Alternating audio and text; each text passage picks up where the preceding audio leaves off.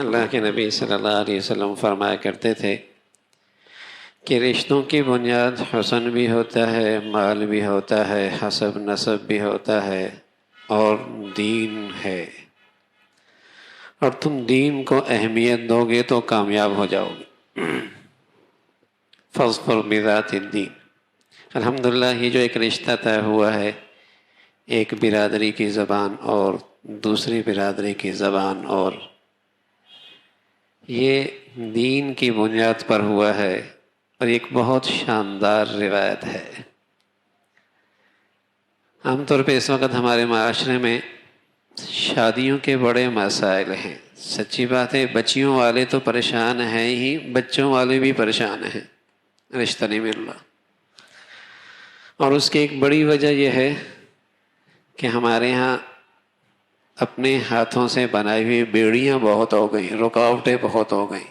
یہ اسٹیٹس ہو، یہ زبان ہو، یہ برادری ہو، یہ قوم ہو، یہ یوں ہو، یہ چیزیں اتنی بڑھتی چلی گئی ہیں کہ بچیاں بسا اوقات عمریں گزار کر سر کے بال سفید کر بیٹھتی ہیں، اور نوجوان بیچارے ان کے لیے جوانیاں بچانا مشکل ہو جاتا ہے۔ جو اللہ کے نبی صلی اللہ علیہ وسلم نے ایک بات بتائی تھی کہ مسلمان اگر دیندار ہو جاتا اور دین کی بنیاد پر رشتے ہونے لگتے تو زندگی کتنی آسان ہو جاتی۔ پھر یہ سمجھ میں آتا ہے کہ مزاج نہیں ملتے۔ ارے بھائی، ایک باپ کے دو بیٹے، ایک باپ کے دو بہن بیٹیاں، ان کے بھی تو مزاج مختلف ہوتا ہے۔ اور سچ بتاؤں، اگر دین نہ ہو تو وہ بھی آپس میں اچھے طریقے سے نہیں رہ سکتے۔ لیکن دین ایک ایسی چیز ہے الحمدللہ کہ چاہے وہ کسی برادری کی، کسی قوم کا، کسی زبان کا، کسی علاقے کا، لیکن دیندار ہو، واقعتاً دیندار ہو، تو مزاجوں میں تفاوت کے باوجود بھی گھر بڑے خوبصورت آباد ہو جایا کرتے۔ فاظفر بذات الدین، دین ہے۔ آج سب سے بڑا مسئلہ ہے کہ برادری کا ہونا چاہیے، پھر زبان کا بھی نہیں، پھر برادریوں میں پتہ نہیں کتنی برادریاں ہیں۔ اگر ایک زبان کی پتہ نہیں کتنی برادریاں ہیں، اور ایک زبان کی پتہ نہیں کتنی برادریاں ہیں، پنجابی ہے تو اس کی پتہ نہیں کتنی برادریاں، میمن ہے تو پتہ نہیں اس کے یہاں کتنی برادریاں، پٹھان ہے تو اس کے یہاں کتنی برادریاں، خود ہی اپنے لیے مسائل کھڑے کر دیے۔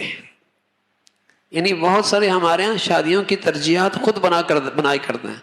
اور اگر یہ بنیاد ہوتی دیندار ہو، دیندار ہو، تو رشتوں کی نہ ہونے کی وجہ دولت کا نہ ہونا نہیں ہے کہ دولت نہیں ہے، پیسہ نہیں ہے، ایسا نہیں ہے، بلکہ ہم نے یہ دیکھا جہاں دینداری ہے، اور دینداری ہے، دولت نہیں بھی ہے تب بھی وہاں تین تین ہیں اور چار چار بھی ہیں، بڑی خوشی سے رہ رہے ہیں، اور بڑا گھر آباد ہے۔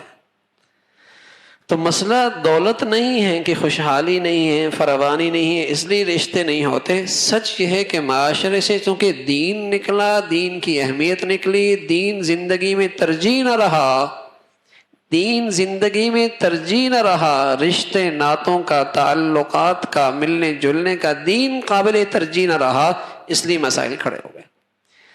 ترجیحات بدل گئی کہ زبان کا ہو، قوم کا ہو، برادری کا ہو، اسٹیٹس یہ ہو، ڈگریاں یہ ہوں، فلاں یہ ہوں، یہ جو ترجیحات بدل گئی اس نے مسائل کھڑے کر دیے۔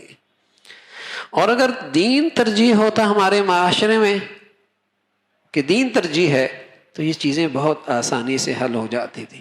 اور دین ایک ایسی چیز ہے کہ نیک میاں بیوی نیک اور ایک، میاں بیوی نیک اور ایک، یہ دنیا کی جنت ہے۔ میاں بیوی نیک اور ایک، یہ دنیا کی جنت ہے۔ ہاں، نیکی کا مفہوم ہے۔ رسول اللہ صلی اللہ علیہ وسلم سے پوچھا کہ یا رسول اللہ احب ان اکون اعبد الناس، ورنہ آج کیا نیکی کا پیمانہ تو عجیب و غریب ہے، جو عید کی نماز پڑھ رہا ہے وہ بھی نیک ہے، جو جمعے کی پڑھ رہا ہے وہ بھی نیک ہے، جس کا سارا دین مسجد تک ہے وہ بھی نیک ہے۔ اللہ کے نبی سے پوچھا گیا یا رسول اللہ احب ان اکون اعبد الناس، میں سب سے زیادہ نیک بننا چاہتا ہوں۔ آپ نے فرمایا اتق المحارم تکن اعبد الناس، حرام سے بچ جا، سب سے بڑا بزرگ بن جائے گا۔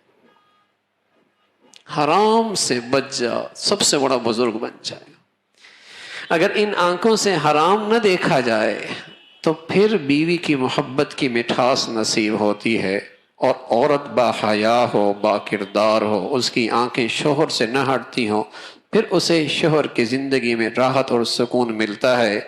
لیکن اگر ان آنکھوں سے حیا رخصت ہو جائے اور یہاں حرام کا ارتکاب ہو تو حلال کی لذت ختم ہو جاتی ہے، حرام کی کشش بڑھ جاتی، حلال کی لذت نہیں رہتی، حرام کی کشش بڑھ جاتی ہے۔ اتق المحارم تکن اعبد الناس، حرام سے بچ جا، سب سے بڑا نیک بن جائے گا۔